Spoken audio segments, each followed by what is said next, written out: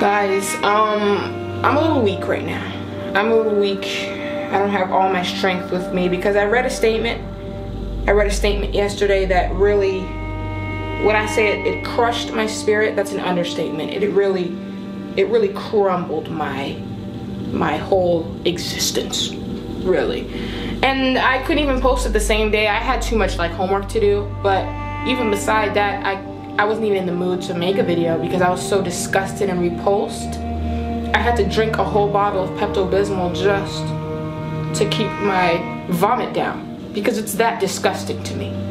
So I'm gonna read to you what I saw, and I'm gonna let you be the judge of it. I'm gonna say my 2 cents, and then I'm gonna leave it to y'all in the comments because I feel as though I've been disrespected to the first degree, and I might have to prosecute whoever said this.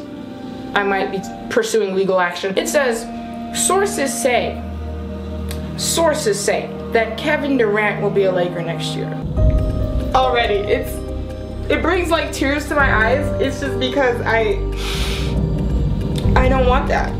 You know, I don't want that. It says, just like LeBron planned his move to LA a year or more earlier, Durant is doing the same right now. Can y'all leave us alone? Like, why? How come everyone wants to come to the Lakers now? I thought we were the laughing stock of the NBA. I thought y'all like loved to roast us, and why are you guys wanting to come now? Can y'all leave us alone? I just want to see Lonzo and Kuzma and Ingram grow. That's it. I don't want y'all on my team. Leave me alone. They want to form the best duo in the NBA and set... I want to form the best duo in the NBA. Are you kidding me? Are you serious? We'll review that. Anyways. And set up KD to be the face of the Lakers post LeBron.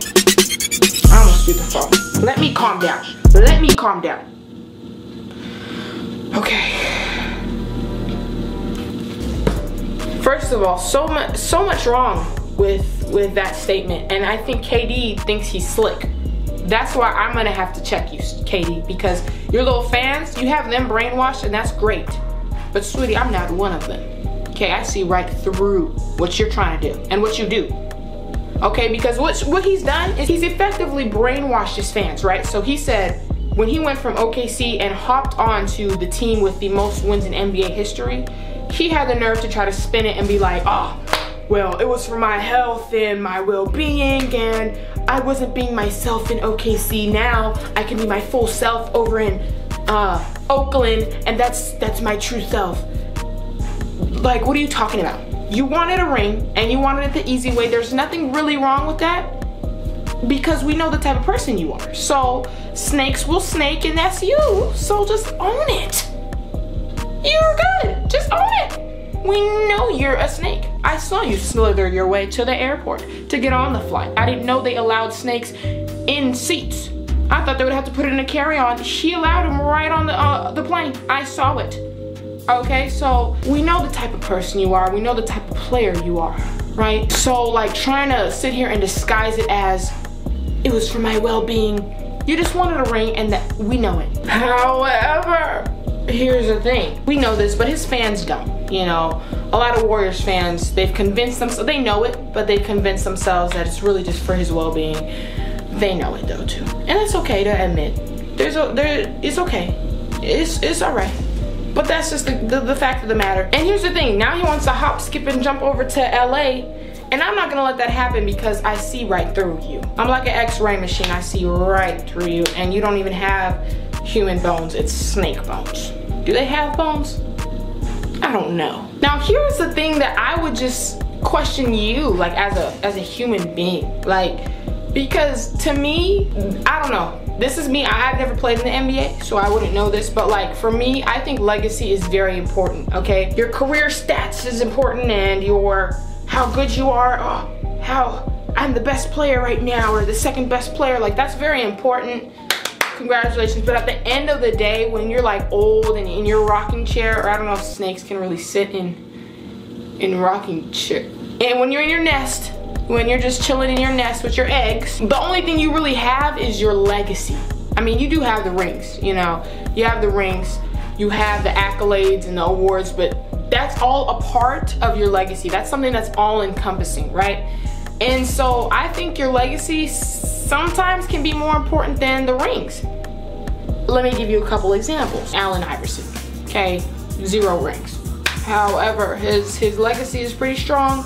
People highly regard him. He's highly respected. When you talk about him, wherever he is on the all-great point guard, I thought I saw a bug. The all-great point guard list, there's no asterisk by his name. You know, nobody says, yeah, but he blank, you know? The only thing they say, I guess, is that, but he had no rings. But the fact that he's even that high up there and he's highly esteemed and everything with 0 rings speaks volumes. Okay, now let's talk about the legacy of some like old players, like players that played like in the doctor dentist era. You know, that's the first thing that comes up when you bring those people up. It's like, yeah, but they played with a bunch of doctors and dentists. They didn't play against real competition. That's one of the first things that comes up, and that's tragic because they really couldn't help that and they had nothing to do with that. However, like, is that a lie? They really didn't have that great of competition. So like, when we're putting them in all great lists, you kind of have to think about that in the rankings, right? So they have a little asterisk by their name. Like, they're great, but they played against all these, you know? I feel like everyone would have something next to their name, like, they did this, but they blank, blank, blank. But to have a whole asterisk, there are some players that have a whole asterisk next to their name. Like, they have all these rings, but blank. Kevin Durant, I'm telling you, already you have an asterisk next to your name. Okay, when you're on the all-time great list, wherever you're ranked, wherever these people will rank you, because I'm not even gonna try.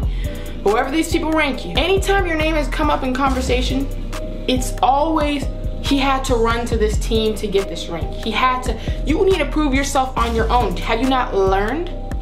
Go get it by yourself. Maybe people will start to respect you more.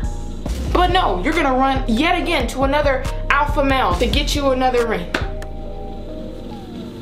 First you ran to a pack of alphas, now you gotta run to the best player in the league right now.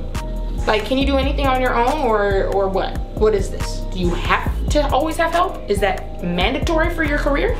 Because when we talk about your name, at the end of your career, your legacy, that will always come up. And it's not a good look. It's already not a good look and you're still playing. Tragic. Now I'm talking all this on KD, but let's be real, LeBron, okay? I've warmed up to you being on a Laker. LeBron is a Laker. I've accepted it. I've embraced his fans. They're not Laker fans, but they are LeBron fans. They self-proclaim that, you know? So I hug them from here because they're here. They're not really Laker fans as they say. They don't say they're Laker fans. They say they're LeBron fans. So I hug them from here. However, I just cannot keep defending you against my real Laker fans because some of us really have not warmed up to you. It's gonna take a little bit. I'm not gonna lie, LeBron. It's gonna take a while. That's just how the game is. That's just how it's going. I can't keep defending them to you because they always bring up the fact that you had to team up with like Bosh and Dwayne Wade, and I really don't. That's not too big of a deal for me. Like, I've gotten over that a long time ago, and like, I guess maybe before it was bad. But like, seeing what KD has done, it's like nothing compared to that. So like, I'm over that. Like, KD has made that water under the bridge. Literally, water under the bridge. It's done. But like, if you go and have him, like, you have to get him to help you get a ring. It's just like, LeBron, like, I'm trying to help you out, okay? And he's been making strides towards that GOAT position, hasn't he? I mean, boy, in every GOAT conversation, is it Jordan, is it LeBron? Is it Jordan, is it LeBron? And now you're gonna try to have the second best player in the league, because he is second best player in the league. Basically what you're saying is you need him to help you get a ring. Because over the course of your career, you've had a lot of stars helping you every single time. And I know a lot of players have had a lot of stars, but that's just something that comes up in conversation. That's not my fault. I try to defend LeBron. Okay, because once again, like, he's kind of one of us now. So like, I'm trying to defend him. So like, in conversations I get in around campus, it's like, yeah, well, LeBron had to team up with Bosh and Wade. I'm like, yeah, but, and I just talk about that, right? And they say, well, he had to get together with Love and Irving. Without them, he couldn't do it. And I was like, yeah, but his team was trash. And like, oh, I'm trying to work with you. But then if you bring in KD, I can't help you at that point because you're asking for it. And your stride toward the GOAT position is gonna be knocked back a couple, I'm telling you that right now. because it's just gonna hurt your legacy. People are gonna say, yeah, LeBron's the greatest, but he could never do it by himself, or he could never do it without someone who's like one of the greatest in the league at the moment. Like, that's always gonna be over your head, LeBron. So LeBron, I'm just saying, you shouldn't have to team up with him for your legacy's sake. Just, you're better than that. Okay, so I just want you to think about that as I'm saying that to you. You're welcome. That's a gem of knowledge. Take it, keep it, cherish it.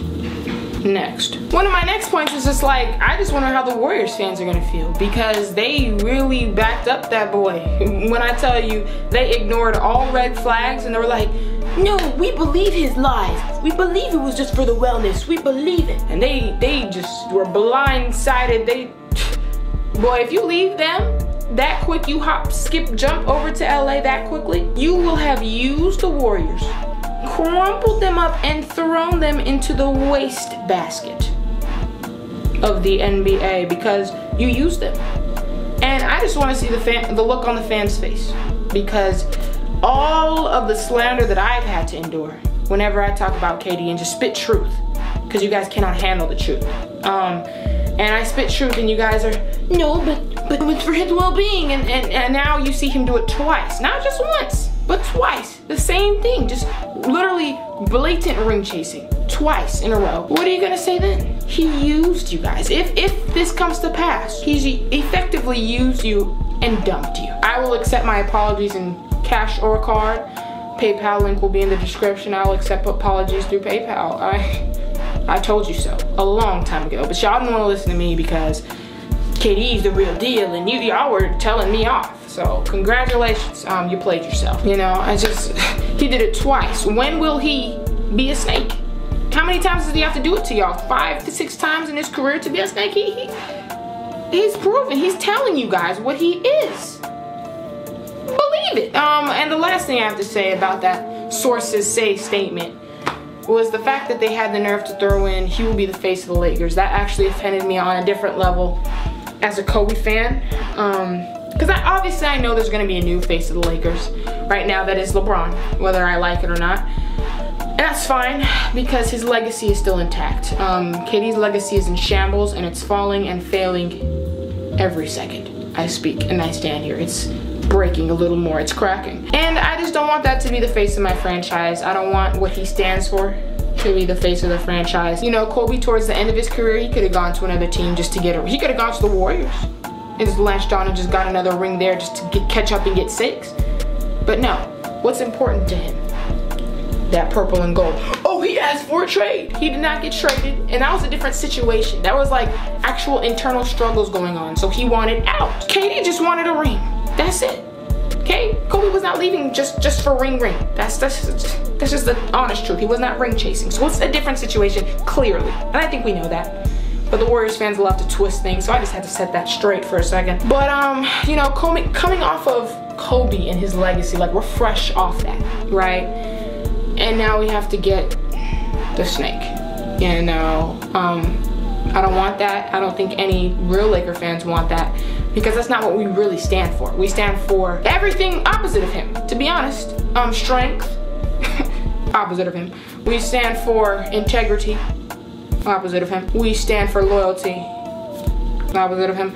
We stand for a lot of things, and he's not one of them. Not a single thing I mentioned he is. So just remember that when you keep that in mind. KD, if you want to come to LA, go to the Clippers. I'm sure they'd be excited to have you. Them and their 3 fans they have left. Be their face. Be the face of their franchise. All of that, they're very slimy. That fits you. You know, that fits you. That's your whole, like, your reptilian vibe that you got going on. Like, that fits over in the Clippers arena. They would love you. I promise you and their fans would get along like fast friends. Anyway, y'all tell me if I was off, okay? You guys tell me, because I don't know how I'm supposed to react to this news, okay? Now, obviously, I hope it's fake, okay? Like, say the Warriors win, I think he's gonna stay with the Warriors, because he just latches on. He's like one of those parasites that, like, you know those fish that hook onto like whales and sharks and they just suck off? That's what he does, except for he really does contribute. But I'm saying, like, he just latches on to whatever is the best. So he sees a bigger shark pass, he's gonna latch onto that.